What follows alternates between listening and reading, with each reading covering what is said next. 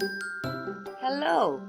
In this video, we're going to learn about the two aspects in our food-based dietary guidelines.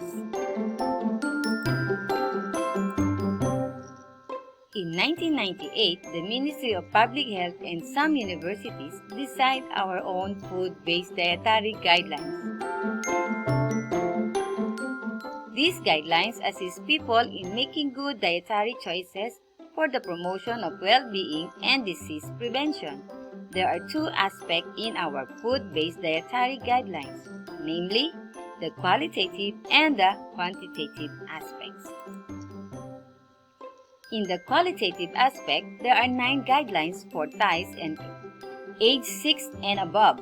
They are: number 1, eat a variety of foods from each of the 5 groups and maintain a proper body mass. Number 2, eat adequate amount of rice or alternative carbohydrate sources. Number 3, eat plenty of vegetables and fruits daily. Number 4, eat fish, lean meat, eggs, legumes, and pulses regularly.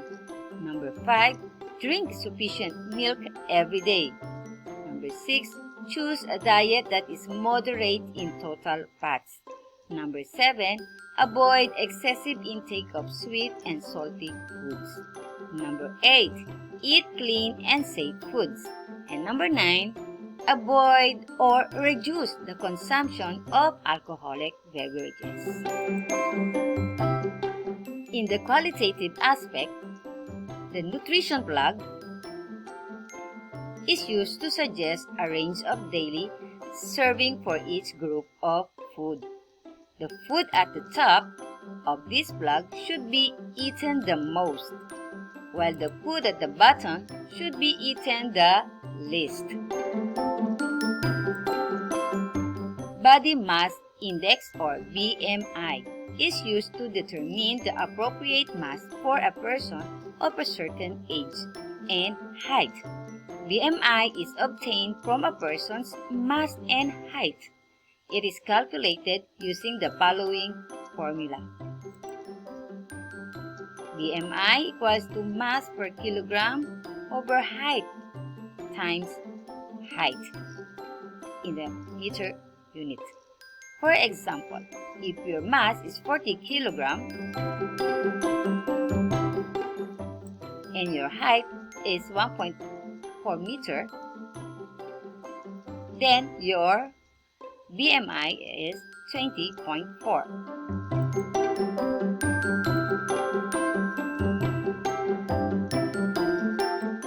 For an adult of 20 years old and above, his and her BMI is interpreted using the standard weight status category, which is meant for all ages and for both males and females as shown below.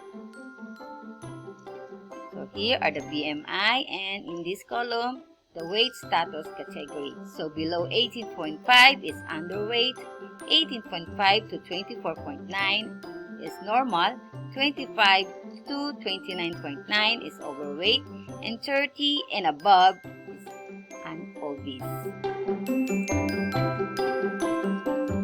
For a child of 2 to 19 years of age, his or her BMI is interpreted based on his or her age and gender.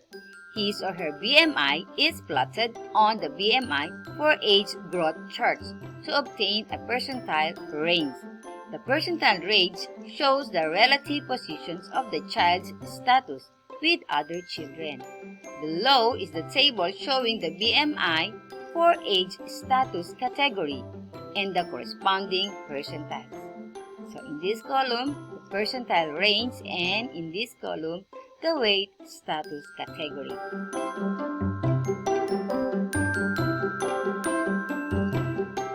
So below 5% is an underweight, 5 to 84.9 is a normal, 85 to 94.9% is an overweight, and 95% and above is an obese.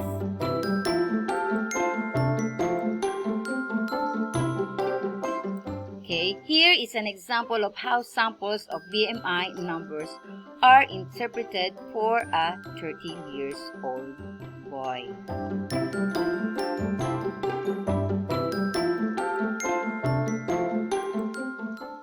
Thanks.